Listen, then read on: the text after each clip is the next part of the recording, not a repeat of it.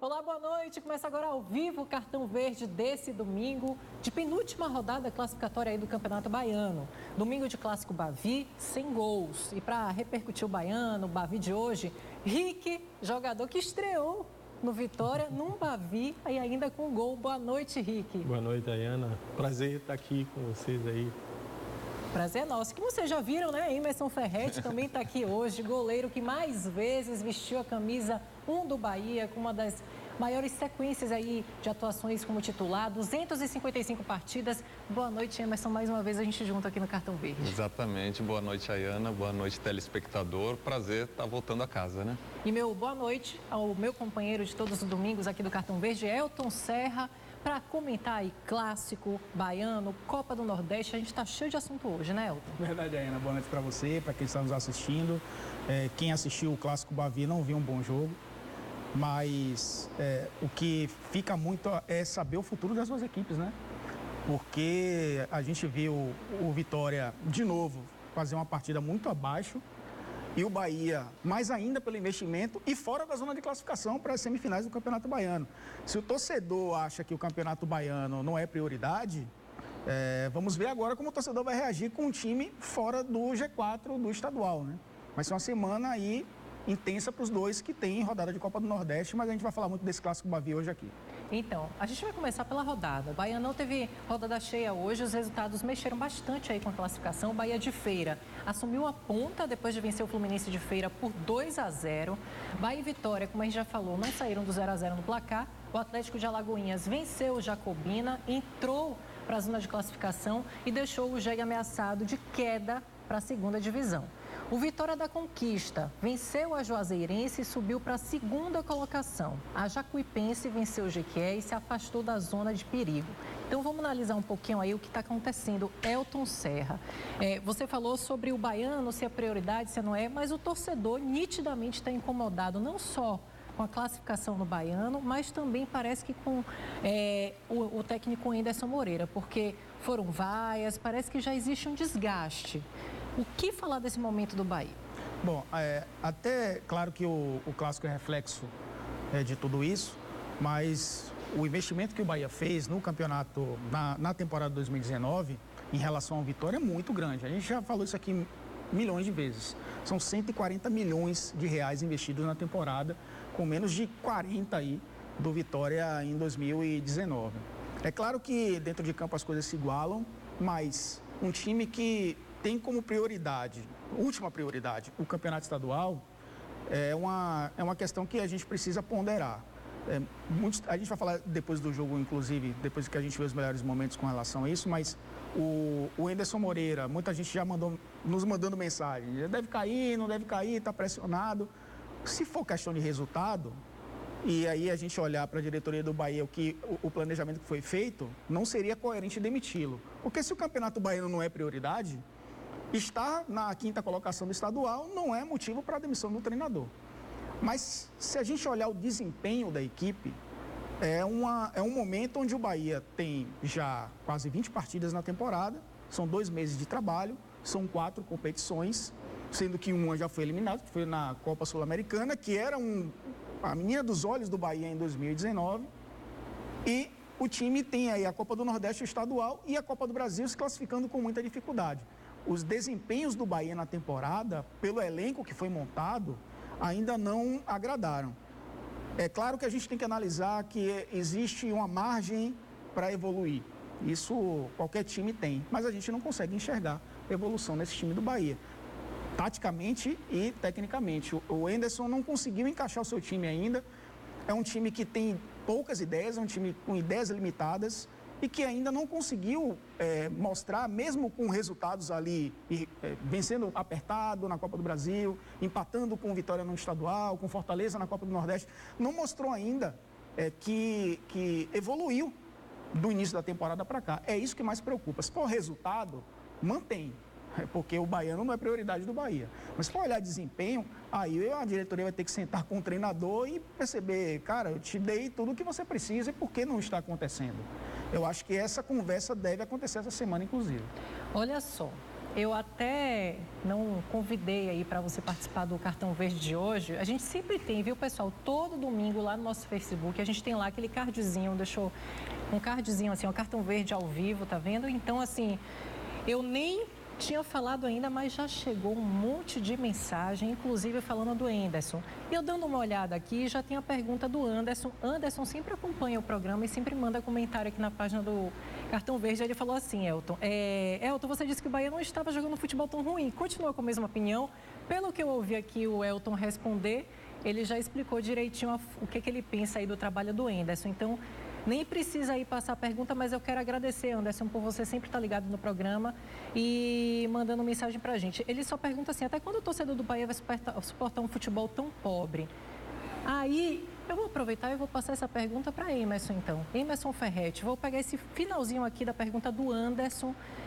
Você acha realmente o futebol assim tão pobre? Ele não está sendo um pouco cruel ou você acha que não? O que dizer? Eu acho que ele está sendo realista. Quem viu o Bavi hoje viu um futebol pobre do Bahia e do Vitória. Viu um clássico muito ruim tecnicamente e o Bahia tem condições, tem elenco, tem qualidade para apresentar um futebol melhor, né? Então, o Elton falou por resultados não, mas já saiu da Copa Sul-Americana na primeira fase. Então, já foi um resultado muito ruim mesmo do Bahia nesse ano, né? E tá jogando pouco.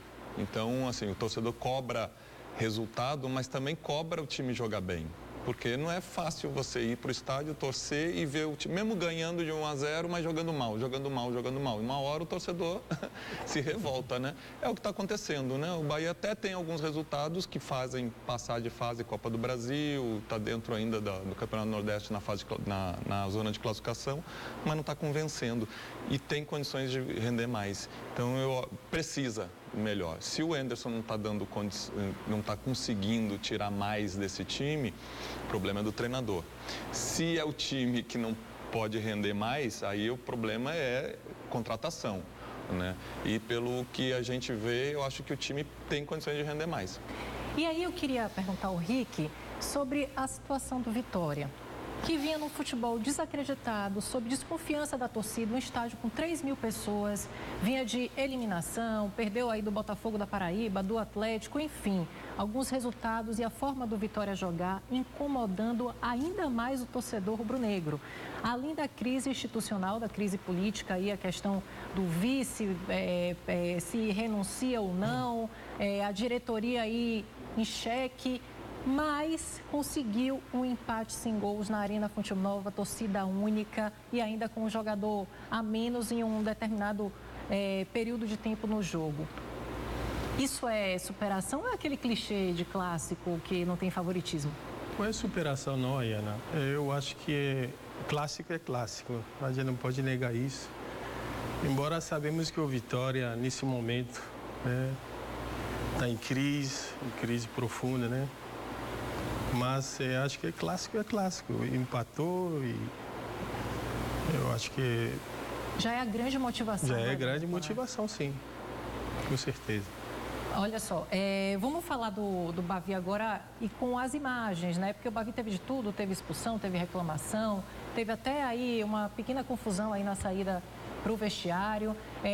Vamos rodar as imagens aí do primeiro tempo para a gente poder falar do primeiro tempo enquanto a gente prepara o segundo tempo do Bavi. Elton Serra, foi um primeiro tempo equilibrado, mas como disse o Emerson, pobre, como a gente também recebeu aí por mensagem, o torcedor do Bahia na bronca com o futebol tricolor? A Ana foi.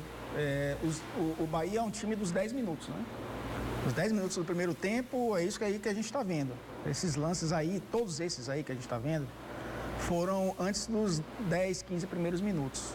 Depois foi um jogo morno, um jogo morto, um jogo sem grandes oportunidades para as duas equipes. O Bahia, com o desfalque do Gregory é um jogador que dá uma sustentação ao meio-campo e dá liberdade para o Douglas infiltrar, ser um jogador que sai um pouco mais. A opção do Anderson foi pelo Newton, que é um jogador que joga um pouco mais preso, né, na defesa, um volante mais marcador, um pouco mais lento, tem uma mobilidade menor. E o Bahia perdeu um pouco essa dinâmica no meio-campo.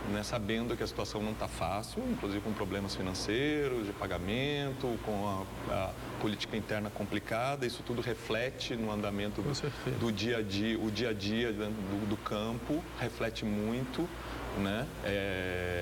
E aí, sabendo que vai encontrar uma situação dessa, e ao mesmo tempo tem que vir motivado. Então, não basta ter só a ligação afetiva com o clube, que nem o Neto Baiano tem também, né? Porque já jogou, tem uma identificação, mas precisa vir motivado para ajudar o Vitória. Deixa só para a gente fechar o assunto aqui, que a gente estava falando dos resultados, da classificação.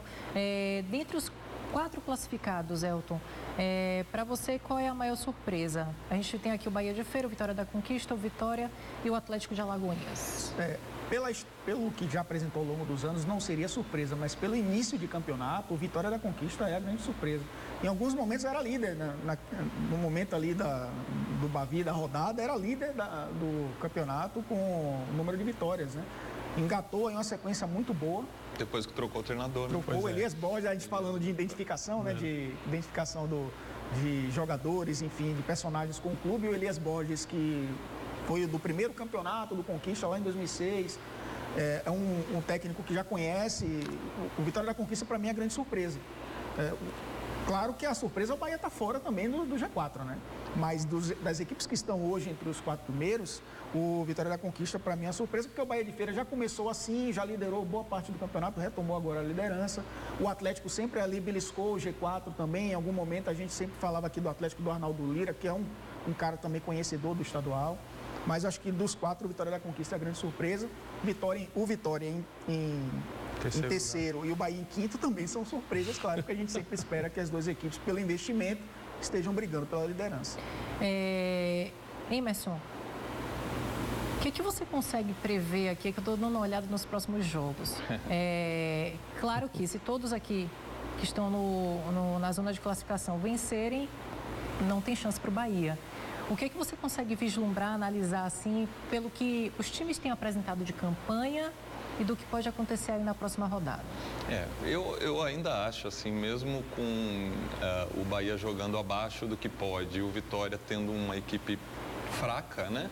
Ainda são equipes superiores às equipes do interior, né?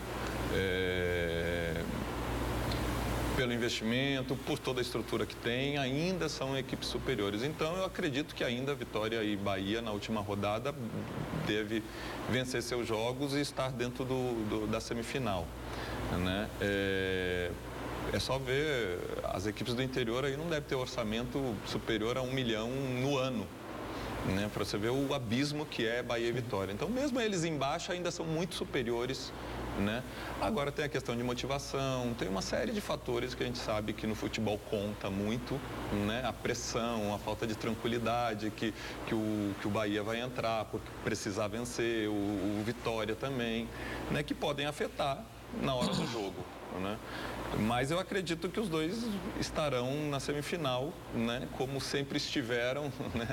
Praticamente decidindo o campeonato baiano, né? É a lógica. Se um dos dois não classificar, vai ser realmente uma surpresa muito grande.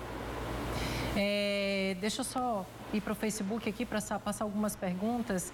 O Cláudio Oliva, Cláudio, muito obrigada pela participação. Ele fala o seguinte, Elton, não está faltando, abre aspas, fecha aspas, homens nesse time do Bahia, aqueles jogadores que chamam a responsabilidade, catimbo, malicioso, e usam uma expressão bem baiana, não está cheio de menino amarelo nesse time? O Bahia não precisa de catimba, né? O Bahia precisa de jogar bola, né? É um time muito técnico. A gente lembra que o Bahia perdeu um jogador importante em relação ao ano passado, que é o Zé Rafael, que é um armador pelo lado do campo, que voltava muito para ajudar na marcação. Nos 2 últimos anos foi líder de desarmes do Bahia no Campeonato Brasileiro, que é um campeonato muito competitivo. E o Henderson substituiu, entre aspas, o Zé Rafael por um jogador mais leve, que é muito mais de velocidade, que é o Arthur. Porque ele mantém o Ramires, o Elber está lesionado, mas o Elber vinha jogando, né, um ponta mais leve, e mantém a estrutura com os 2 volantes, com o Gregory e mais um, né? Pode ser o Elton, que se lesionou, pode ser o Newton, pode ser o Flávio. Então, já muda um pouco a característica do time de ser um time mais pegador sem a bola. Mas a questão do Bahia é quando tem ela também. É um time que perde muitos gols, cria muitas oportunidades. Estou com os números do jogo aqui. É impressionante como, às vezes, os números não refletem o que foi a partida dentro de campo, né? O Bahia teve 59% de posse de bola, trocou 358 passes contra 167 do Vitória. Mesmo o Vitória trocando aí menos da metade, errou mais passes que o Bahia. Ou seja, o Bahia teve mais a posse, trocou mais passes, a maioria desses passes no campo ofensivo, mas finalizou 3 vezes no gol. Quer dizer, para que serviu 60% de posse? Para que serviu errar menos passes que o adversário, se você só conseguiu finalizar 3 vezes e não conseguiu fazer um gol? Então, o problema do Bahia hoje é saber o que fazer com a bola, porque tem a bola muitas vezes, quase 90%, eu acho que 90% dos jogos, raros momentos, acho que no jogo contra o Fortaleza, e mais uma partida que eu não estou lembrando agora, que o Bahia terminou com um percentual menor de posse em relação ao adversário, mas assim, 48 a 52. É um time que constrói muito, tem muito a bola, mas perde muitos gols, né? E infiltra, é um time que consegue entrar na área. Eu acho que o grande problema do Bahia é traduzir tudo isso em as oportunidades em gols. O jogo contra a Juazeirense foi uma grande ilusão para o Bahia na temporada, aqueles 7 gols. Parece que gastou tudo ali naquele jogo, mas é um time que eu acho que o grande problema é esse. Cria, mas não consegue definir. Em cima dessa análise do Elton, né, dos números, né, o que chamou a atenção hoje no Bavi foi a quantidade de passes errados, mas passes errados meio metro, sem a dificuldade de ter um adversário no meio do caminho, nem nada, de jogar direto para fora, né, o companheiro está ali, o passe sai errado, direto para lateral, assim, tanto de Bahia quanto de Vitória.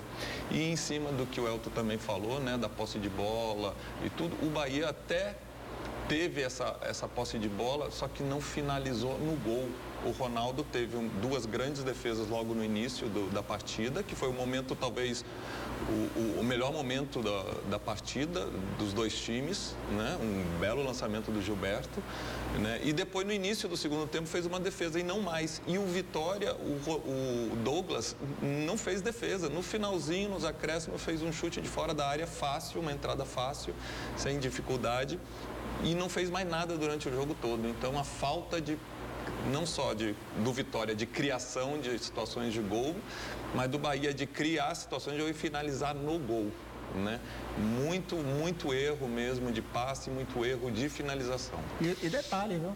Como os números enganam, o Bahia tem o melhor ataque do Brasil na temporada.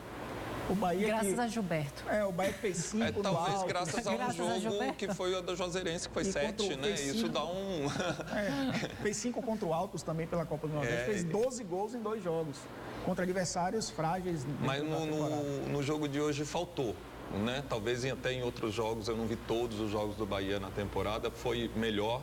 Mas no jogo de hoje faltou, até pela fragilidade do Vitória. Realmente o Vitória, há muito tempo eu não vejo o Vitória com um time tão fraco, tecnicamente, como o de hoje. Então, o problema não é treinador no Vitória, é falta de peças de qualidade mesmo para o treinador que é qualificado trabalhar. Deixa eu pegar, parecendo que você estava prevendo que eu ia passar de pergunta para vocês. Você falou agora que o problema não é o treinador. Então, tem uma pergunta do Rogério Tourinho que ele fala o seguinte: o mais engraçado dessa história é que todos os anos vocês, a gente aqui da imprensa, né, coloca a culpa nos treinadores, achando que o Bahia, no caso está citando o Bahia, tem uma seleção e tal.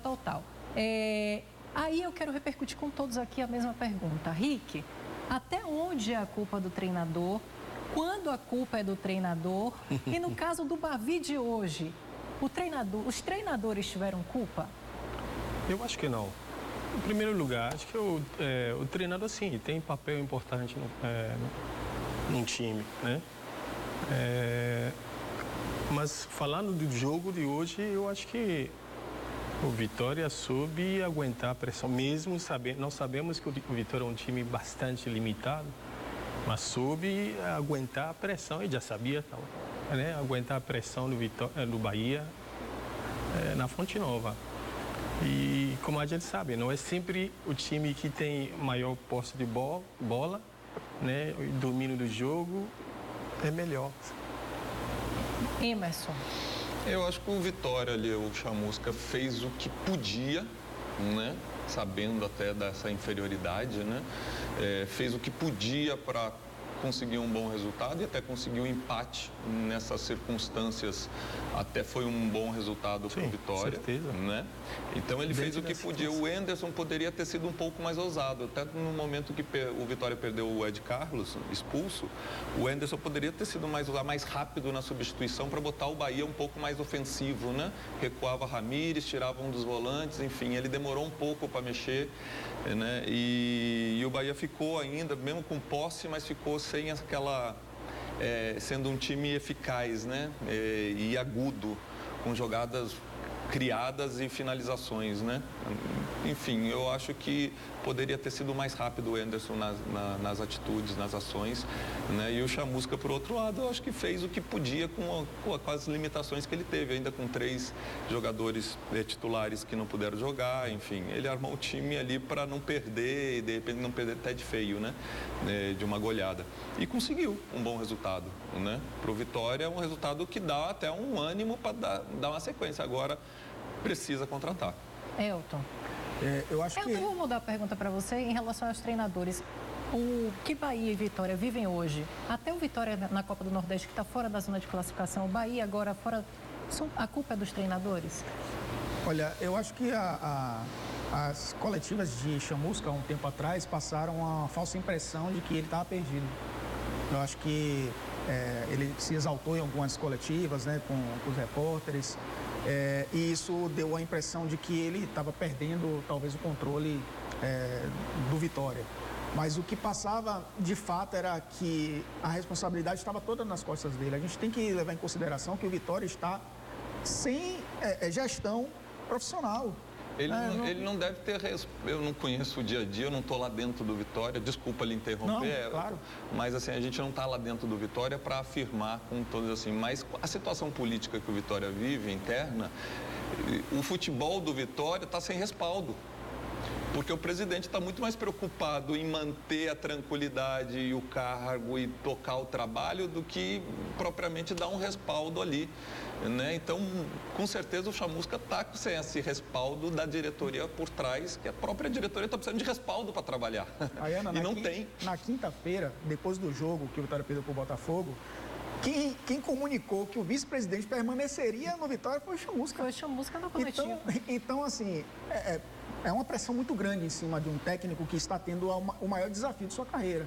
Se provar no seu próprio estado, né, num clube que ele começou ali como auxiliar, depois ele passou pelo Bahia nas categorias de base, o Emerson até... Foi meu treinador, eu trabalhei com ele no Bahia, sei da qualidade dele, do trabalho dele. Então, acho que o Chamusca passou essa impressão para a torcida de que perdeu o grupo, mas eu acho que o problema está um pouco acima. De quem contrata, porque o elenco é limitado, e de quem gere tudo isso, porque está meio que solto o Vitória lá dentro. No caso do Enderson, acho que é um pouco diferente. O Enderson já usou, de janeiro para cá, N justificativas para o desempenho da equipe. De que o calendário é ruim, de que ele tem que viajar muito, de que a preparação não é boa, porque ele às vezes tá sem um jogador ou tá sem outro, que o gramado é pesado, que o deslocamento não... Enfim, ele já usou muitos argumentos, já colocou time A, já colocou time B, já colocou reserva do time A, já colocou sub-20 para jogar, e o Bahia não mostrou evolução com N peças de qualidade que ele tem, principalmente do meio para frente. Né? Tudo bem, ele perdeu agora o Rogério, mas o Rogério não vinha bem, o Rogério vinha sendo vaiado pelo torcedor até aquele primeiro clássico Bavi. Mas ele tem um Shailon, ele tem um Arthur, ele tem um Arthur Kaique, que acabou se lesionando, ele tem um Gilberto, ele tem um Ramírez, né? o Shailon. Ele tem opções que poderiam fazer o Bahia jogar diferente dentro de uma partida, como o Emerson falou. Eu acho que o Enderson ele demora de fazer a leitura do jogo. O Bahia começa de um jeito, aí ele vai se afrouxando, e eu acho que o Enderson demora de trazer o time de volta para ele. E quando ele traz, às vezes o jogo já está na reta final, o time está cansado, o adversário já se impôs, né? Às vezes, com um a menos, como foi o Vitória hoje, durante boa parte do segundo tempo, se fecha, e aí o Bahia não tem espaço, e aí os resultados não vêm, a pressão vai para ele, para não ficar em cima do muro. Eu não demitiria o Enderson Moreira. Nesse momento da temporada, é campeonato baiano. Então já respondeu quando a gente perguntou. Eu não demitiria o Enderson Moreira. Porém, é de se analisar que o Anderson ele faz um trabalho hoje muito abaixo do que esse elenco pode oferecer, principalmente pelos adversários que o Bahia tem enfrentado até agora. O Bahia só enfrentou um adversário de Série A, que é o Fortaleza, recém-subido para a Série A, e de Série B para baixo. Né? A gente exclui o Clássico, porque o Clássico para mim não tem divisão, o Vitória podia estar na Z e o Bahia também, que ia ser o mesmo peso, mas enfrentou time de Série C para baixo, né? Santa Cruz, Altos do Piauí e etc. E o Bahia não consegue se impor com 90% desses jogos.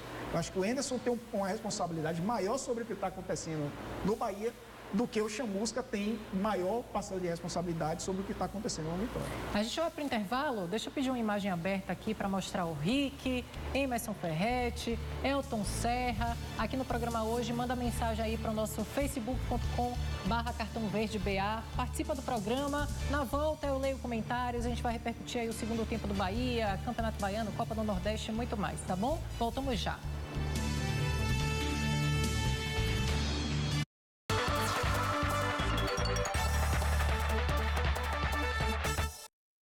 Cartão Verde de volta. Olha só, deixa eu olhar aqui as perguntas aqui do Facebook da gente.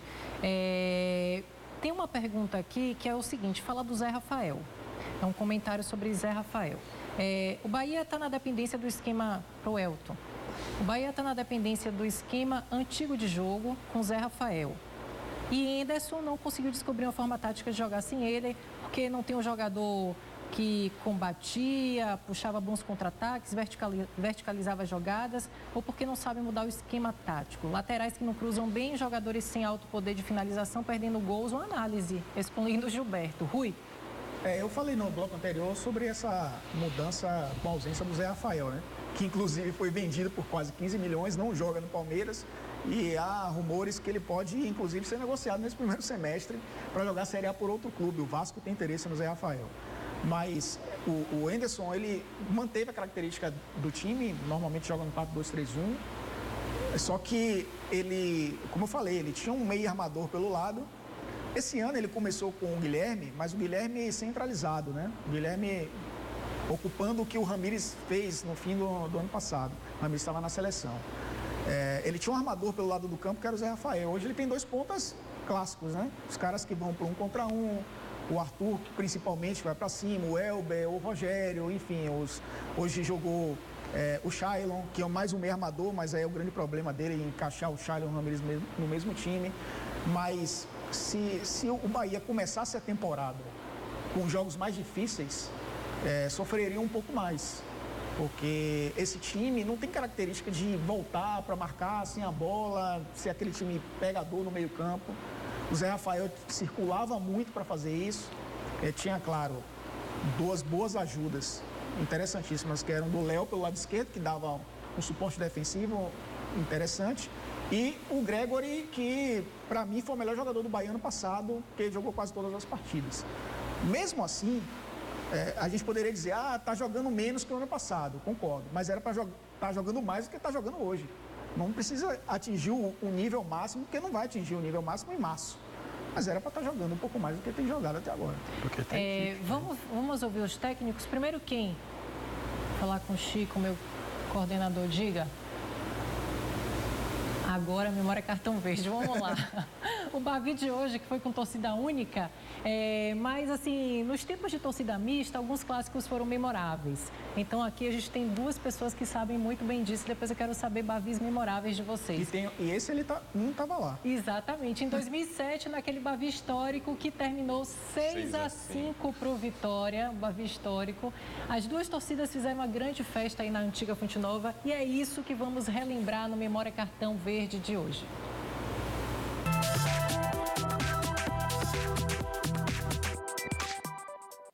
Dia de Bavi é dia de mostrar presença no estádio. A casa do Bahia, mas que o comando é do Vitória.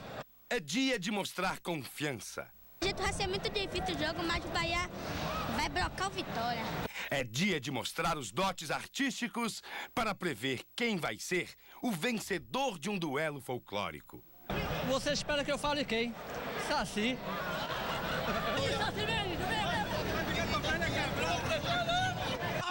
Todo dia, toda hora, era dia de índio. Valeu, Jorge, beijou! sobra tempo para protestar. Tudo fechado, por que isso? Por que isso, tudo fechado? Uma hora dessa é para estar tudo aberto ali para vender ingresso a gente. Nós somos torcedores, pô. E pega os cambistas, vende os ingressos todos aos cambistas e a gente aqui. Quem fica de fora também torce e aproveita para fazer a sua propaganda. Meu time é Vitória, vai ser 2-1. Minha pururuca é R$1, uma pururuca dessa aqui. Quem é de fora do estado tem outras cores no coração, mas também não quer perder a festa. É Palmeiras, mas hoje eu sou Bahia hoje.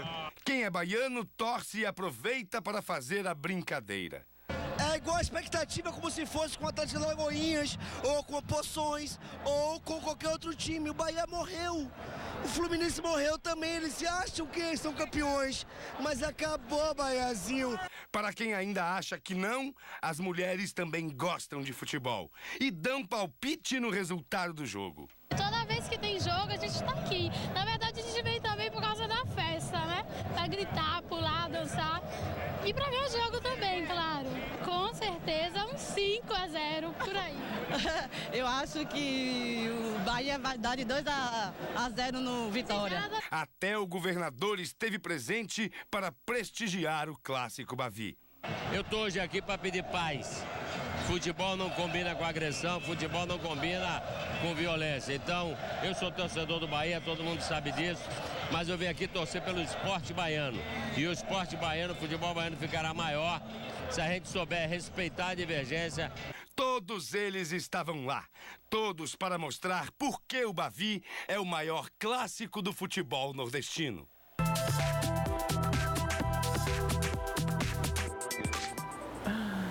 Emerson, qual palavra você? Saudade, né? Foi o último Bavi da antiga Fonte Nova. Eu joguei pelo Vitória, né? A gente ganhou de 6-5.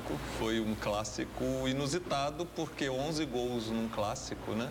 Há muito tempo não acontecia. E marcou, né? Entrou para a história esse clássico, né? Não só por ter sido o último da Fonte Nova, velha, né? Antiga, mas pelo placar.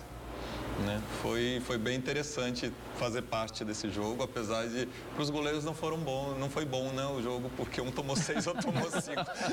Mesmo vencendo não foi bom, mas o importante foi que foi uma grande festa e assim aproveitar para falar mais uma vez o meu descontentamento com a decisão de torcida única em clássicos, né? Eu acho que é a maior falência do poder público, dos responsáveis de controlar a violência num jogo de futebol, né? Achar uma solução para amenizar a violência, mas a pior solução possível. Não dá o direito do torcedor, no caso hoje, torcedor rubro-negro, de assistir o jogo mais esperado do campeonato, que é o clássico, dentro da sua cidade, né? Salvador, não poder ir para o estádio com a camisa do seu time. Isso para mim é inconcebível isso. A decisão de ter torcida única em estádio de futebol. Detalhe que é um estádio que o torcedor do Vitória cansou de ir. Eu sou radicalmente contra essa decisão. Lamentável, lamentável essa situação. Só para pontuar rapidinho, Elton, essa decisão foi uma decisão tomada em maio de 2017. Já tem um tempo, Já tem um Ministério certo Público, tempo. São 11 clássicos. 11 clássicos. E uma outra coisa também, lembrando que esses casos de violência, de agressão e de morte aconteceram no entorno. Então, assim, o motivo é aquele motivo que, infelizmente, acontecem, que levam realmente a feminicídio, a assassinato, que é o ódio. Então, a falta de amor. Então, assim, são coisas que acontecem que a gente tem que lamentar. E é uma pena que a gente tenha que ver a torcida tem que ter o clássico. Mas não é com torcida admissível, única. Ariana. Desde 2017 aconteceu isso e não tomaram as providências aí para É como se mudar fosse uma isso. precaução para que não se encontrem, né? Desculpe, Elton, Como não pode encontraram continuar. a solução, aí então você não pode ir para o estádio. Aí proíbe metade da população de ir para o estádio, que torce para aquele time. Sendo que às vezes eles estão em barzinho assistindo o jogo, passa por um torcedor com a camisa do adversário e acontece a violência da mesma forma. Elton, por Teve favor. um parêntese nesse meio tempo, que foi o Bavi, o primeiro Bavi do ano passado, que acabou não terminando, que teve torcida mista ali. Mas teve confusão na torcida do Bahia e o Ministério Público, junto com a Polícia Militar, pegou esse gancho para definitivamente não ter mais. E também não vamos tirar a responsabilidade de torcedores, né? Porque se há briga, porque torcedores que brigam, né? Nem todo mundo vai para o estádio também para assistir um jogo pacificamente, né? Infelizmente, também tem, né, esse pessoal que vai para bagunçar, né? Para brigar, para tudo isso. A gente não pode também esquecer isso. A responsabilidade dos torcedores, porque se há briga, são os torcedores que brigam. Mesmo assim, hoje já tem meios aí de coibir isso, né? A gente viu no carnaval agora que tem câmeras que tem identificação. Você mas consegue você proibir alguém de ir para o estádio para assistir. A identificação facial, né? Para assistir o jogo do seu clube é para... Lamentável isso. É lamentável. E todos os que a gente chama de players, né? Bahia, Vitória, Polícia Militar, Federação Baiana de Futebol, todos eram e são ainda, a polícia menos hoje, mas todos são favoráveis às duas torcidas nos estádios. Mas o Ministério Público, através do promotor Olímpio Campinho, que tem essa ideia, porque conversou com outros colegas em São Paulo, que em São Paulo, infelizmente, também temos torcida única nos maiores clássicos da capital, que isso seria aplicado aqui e que aumentou 30% o número de torcedores comparando duas finais. Só que o promotor esqueceu que o Campeonato Baiano de 2017, a final não aconteceu na Fonte Nova. A final de 2017 aconteceu no Barradão, que tem uma capacidade menor. Ano passado, aconteceu no Barradão também. O público foi o mesmo. Ele comparou dois jogos de primeira perna da final que aconteceram na Fonte Nova para dizer que o público aumentou no estádio. Só que o apelo do jogo era outro. A final de 2017 foi numa quarta, 9h45. A final do ano passado foi no domingo de tarde. Isso influencia até para o torcedor ir para o estádio. Acho que são argumentos frágeis que eu acho que a discussão ela pode acontecer com mais intensidade. A gente voltar a ver o que a gente viu nesse vídeo aí. O Rick cansou de fazer gol na década de 80, ele já sabia para onde correr. Verdade. Ele sabia que ali do lado das tribunas a torcida do Vitória estava lá. Verdade. Hoje o cara do Vitória vai fazer o gol, vai correr para onde? Vai correr para o vestiário, para o número de reservas. Né? Então, é a mesma coisa o Bahia no Barradão, vai correr para onde? Não vai comemorar, vai ter... Porque se comemorar pode ser insultado, dizer que é provocação ao torcedor. Não tem lugar, não tem referência mais para a torcida visitante. Eu acho que é uma falência, de fato, da gente construir de novo uma relação que a Bahia sempre foi exemplo do Brasil todo. As medidas, por exemplo, que são tomadas na Inglaterra, eu vou citar porque eu assisto muitos jogos lá, né, em Londres. Se um torcedor se envolver numa confusão dessa aí, nunca mais ele vai para o estádio. No dia do jogo, sabe o que é feito? Ele é convocado para comparecer na delegacia.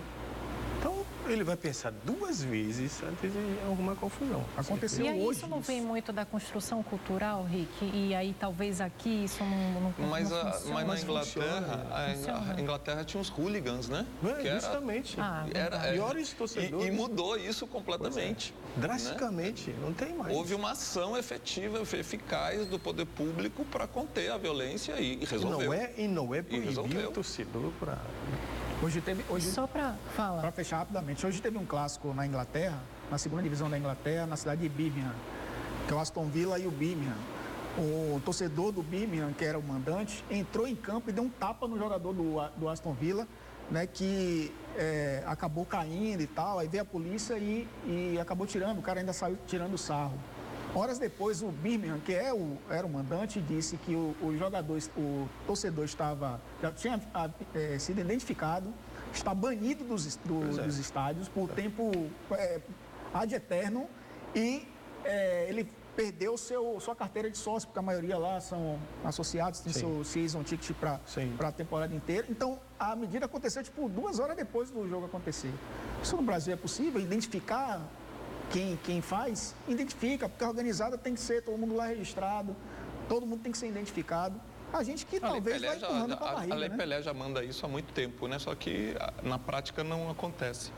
A identificação dos torcedores, de torcida organizada, tudo isso, né? E a gente também tem que entender que é uma coisa muito particular. Até que ponto isso vai afetar aquela pessoa? Eu não vou para o estádio, eu vou perder minha carteira de sócio. A relação talvez com o clube, às vezes a relação que ele tem com o futebol, talvez não tenha tanto impacto se o objetivo da pessoa foi justamente essa, da violência, da provocação. Sim, mas aí ele tem um preço alto a pagar.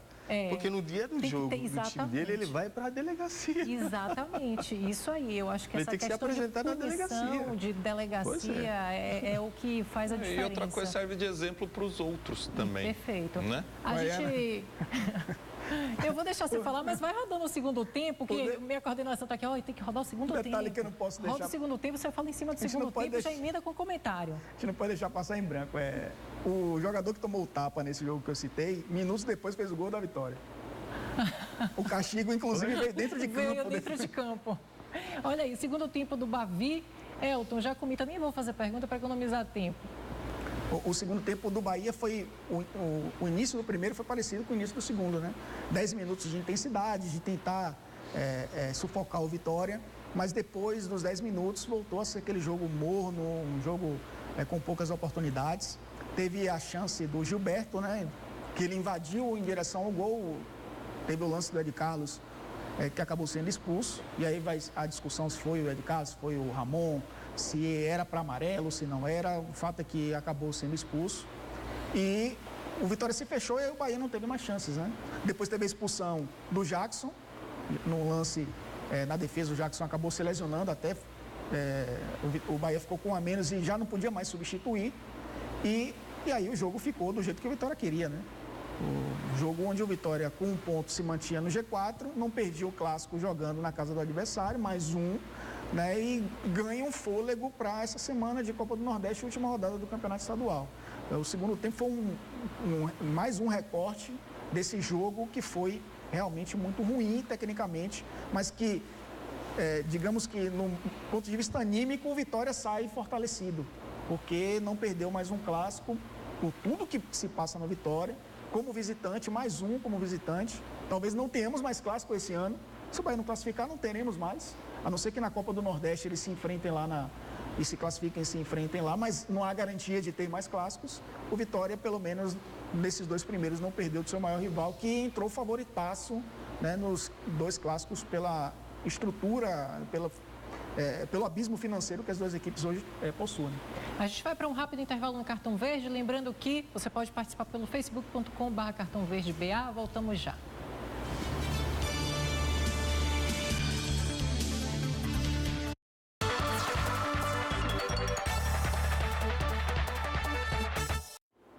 Cartão Verde de volta com a análise mais detalhada aí do Bavi, no Olho Tático com Elton Serra. Roda a vinheta.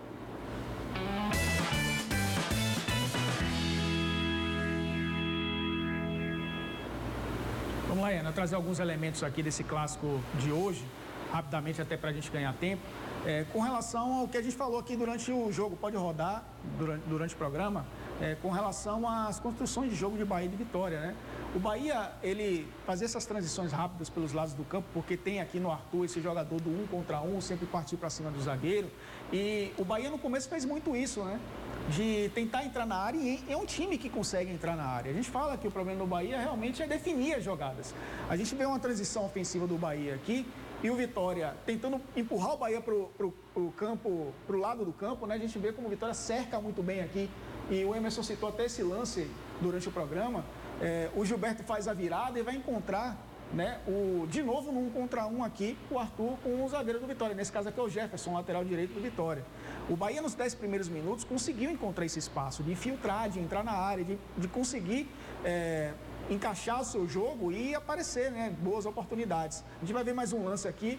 O Ramírez tem esse corredor, ele faz o passe para o Gilberto está entre os dois zagueiros, ele bate prensado e acaba desperdiçando a oportunidade. Então o Bahia criou algumas chances de gol e consegue entrar na área adversária.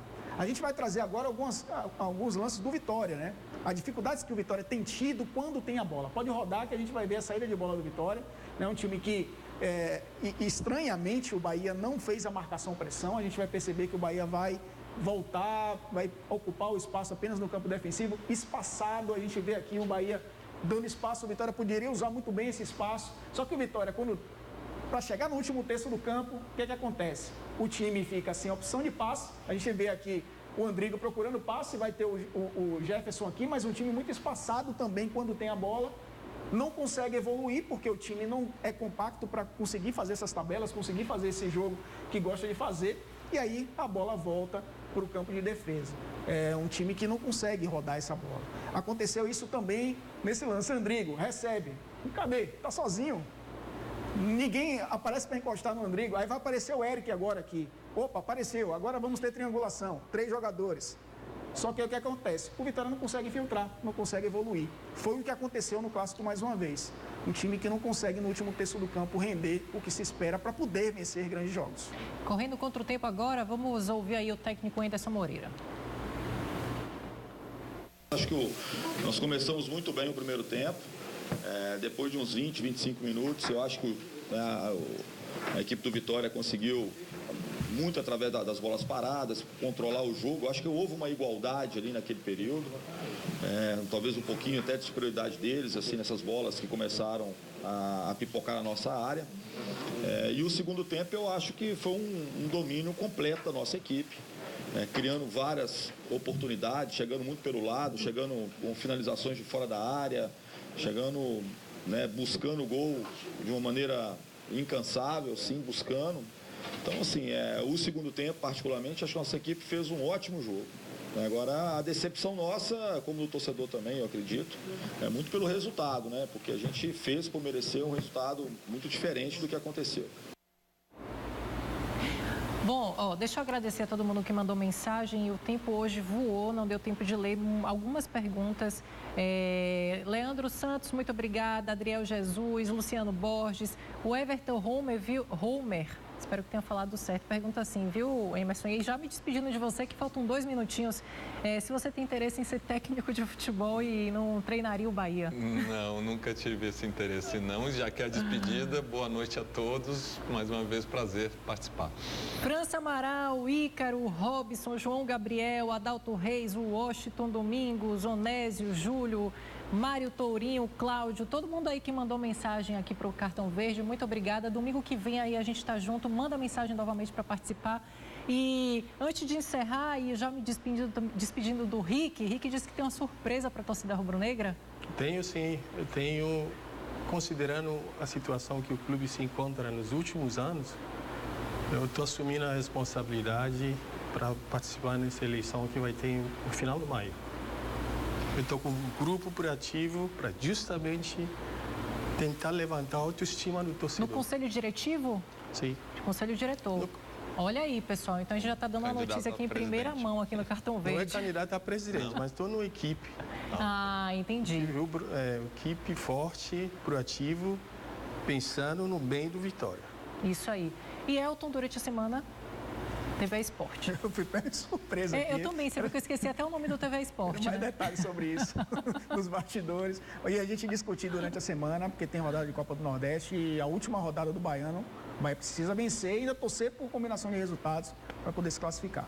Até porque com essa informação, a gente, para vocês que acompanharem as últimas notícias da questão, a gente trouxe o Robinson Almeida aqui, presidente do Conselho Deliberativo do Vitória, falando sobre algumas intenções que ele tinha como presidente e falando sobre a antecipação das eleições. Então, parece que já existe até um entendimento da diretoria rubro-negra de que isso aconteça. Enfim, vamos esperar os próximos capítulos. A gente já tem aqui o Rick falando que está dentro de um grupo aí, dando essa notícia aqui no Cartão Verde. E o Cartão Verde vai ficando por aqui. Agradecer a todo mundo que participou do programa, a sua audiência. Bom finzinho de domingo. E a gente se vê durante a semana aí no TV Esporte, ao vivo, meio-dia. Amanhã tem as entrevistas dos técnicos, tá bom? Que eu fiquei devendo hoje. Então tem amanhã no TV Esporte, meio-dia. Até lá.